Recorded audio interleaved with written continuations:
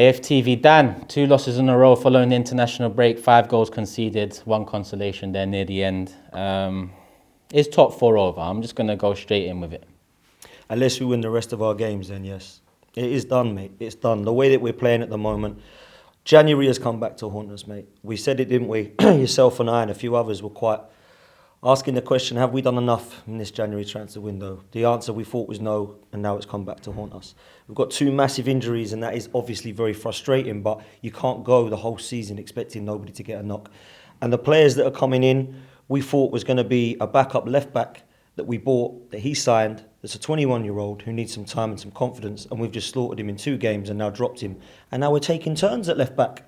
Doesn't matter if it's Xhaka. Now, who else would like a go at playing left-back? Lokonga, Martinelli. Who else has had a go? I thought Ramsdale was going to come and do it at one stage. It's embarrassing, mate, that we bought a left-back that he doesn't trust. So what's that all about? What does that say? Does that say that's an amazing signing? This fantastic recruitment this guy's done? For me, it's poor management of a man management player again that we're looking at, that he's now clearly fallen out with, that doesn't trust. That's now 9 players if you count them all up and go back. So what is it with this guy? Why can he not just give some players some confidence? I don't see him doing this to Lacazette, who again was shocking today. I don't see him doing it with other players, but it seems to have these players that he just seems to have no time for in this team.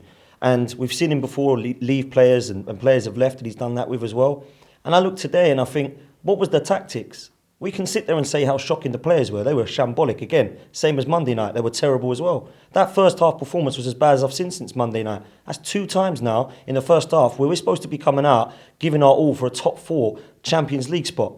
We see the result earlier today. Manchester United dropped points. We should be fighting and wanting it. And all of a sudden I'm seeing a team that are coming out clueless. The guy is on the sideline and I'm looking at him thinking, what are you going to do to change this up? I'm going to bring on Eddie. And I thought, are we serious? You had to bring on Tavares there, an actual left back. Yeah, in the and then that's what we said. Tavares or Pepe. Tavares or Pepe. Pepe come on, didn't do much. Eddie come on, run around like he always does.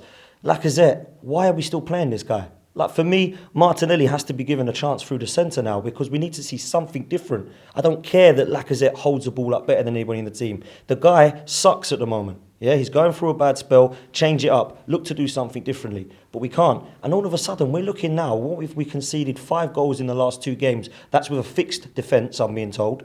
That's 5 goals we've now conceded in 2 goals. Last season, we conceded the same amount to this point, and we've got 8 games left. That's not a fixed defence, Turkish, yeah? You can cry about the fullbacks being out all you like. You need to look at strengthening that squad, and in January we have not done that. And it's now coming back to bite us. We said it. No strikers, no replacement for Aubameyang, lack of goals, and a thin squad. And everything is coming back now to look at us in the face to say, you are not going to get that Champions League spot, Arsenal, because you haven't fixed January. Our stats are quite damning. So at this point, we've already conceded the same number of goals that we conceded in the whole of last season. Yeah, correct. And now we've got 9 games left, is it? Or 8 games left. And I'm looking, thinking this is a fixed defence, apparently.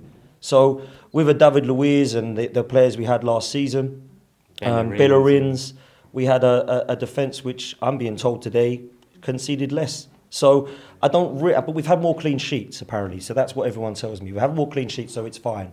It's not fine. We've still got issues. We've still got issues at the back. We had no midfield today because our only midfielder, who everybody says is great, was playing at left back, then in the middle, out of possession, when we're in possession, then out of possession, back at left back. I couldn't understand what I was seeing in front of my eyes. This is Brighton, by the way, not Bayern Munich. Yeah, this is struggling Brighton, who have not won in 7 and have not scored, I'm being told, in 7.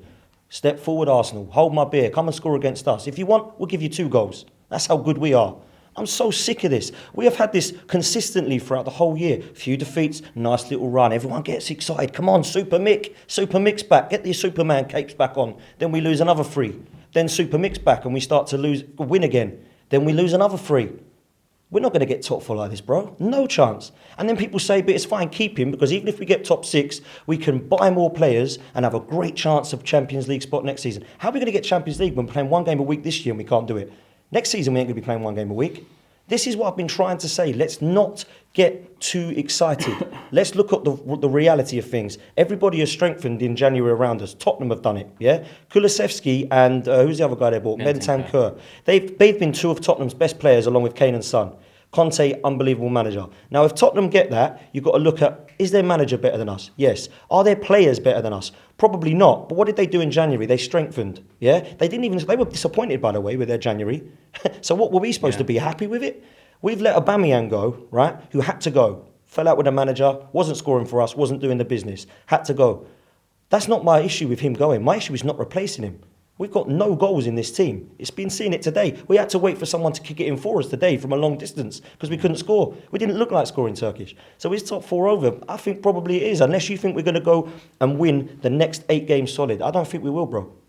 I can't lie, I ain't got nothing else to ask you then, that's it. Any last thoughts that you missed? Listen, the only thing I will look at is, as a fan base, are we going to raise the standards of this football club, or are we going to accept that what we're seeing in front of our eyes is good enough? And we want to see it. I said it to yourself the other day, I give you an analogy. If you run a business and you are in an absolute shambles and all your employees are a mess, if your target is to make money, which is what Arsenal should be doing to compete with the best, get Champions League football, are you going to keep someone around the place who's made the culture better and make it a nice place?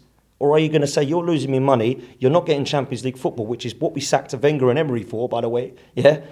You've got to go. If we don't get into that Champions League, I don't care whether it's 3rd or 4th, he has to go. It's simple. You can't spend $250 million, not million, $250 million, 1 game a week, and have as much backing as you need from Stan Kroenke and the board and everybody else in the fan base who seem to be in this massive protection of this guy, not get top 4 and then go, do you know what, don't worry, because everyone now likes the players. I don't care if everyone likes the players. I need to win some games. I need to start going for a title. God forbid winning trophies. Well, God forbid winning titles. We're just talking to get into the top 4 here, where Manchester United can't win for toffee, where Tottenham, let's be honest, are a shambles of a team, but I've got the right manager in charge and a couple of strikers that can do the business. That's the only reason they're up there, yeah? This isn't like, wow, how are we going to get top 4? Look how good Man United and Spurs are. No. West Ham are sitting there laughing at the moment, thinking Man United and Arsenal are making this really easy for us, you know, because we've got European football still. That's why we were thinking we're going to be in European football. We ain't going to have a chance at top 4. They have, because all of us are rubbish.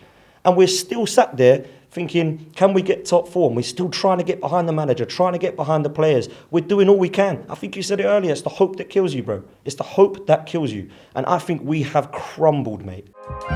Shop for AFTV merch at shop.aftv.co.uk. Subscribe to us on YouTube.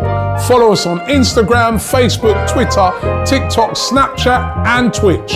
We've got content for every platform, so check it out.